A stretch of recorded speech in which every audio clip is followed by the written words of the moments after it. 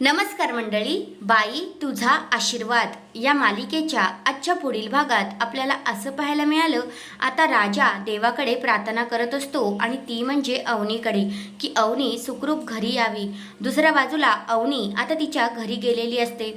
अवनी तिचं वाक्य पूर्ण करणार त्याच्या आधीच तिचे वडील तिचं वाक्य पूर्ण करतात. मला सर्टिफिकेट हवं आहे असंच बोलणार आहेस ना तू? मग आता अवनी शांत बसते. तेवढ्यातच आता तिचा भाऊ जातो आणि दरवाजा बंद करून घेतो. अवनीला काही कळत नाही की हे नक्की काय चाललंय, दार का बंद केलं जातंय आणि बाहेर राजाचा बारका भाऊ उभाच असतो. त्याला पण काही प्रकार माहितीच नसतो, तो बिचारा बाहेर उभाच असतो. आणि मग आता अवनीचे बाबा म्हणतात, तुला आम्ही डॉक्युमेंट्स देऊ, पण तुला आता माझं ऐकावं लागणार आहे. त्या ड्रायव्हरला डिवोर्स देऊन तुला इथेच राहावं लागणार आहे, समजलीस ना? आणि हो, तुझं मी त्या विवानशी लग्न लावून देणार आहे, लक्षात ठेव. असं आता अवनीचे वडील अवनीला म्हणतात. आता अवनी काय करेल? खरंच राजाला डिवोर्स देईल का? तुमचं मत काय आहे ते कमेंट करून नक्कीच सांगा. पण आजच्या पुढील भागात आपल्याला हेच पाहायला भेटलं. धन्यवाद.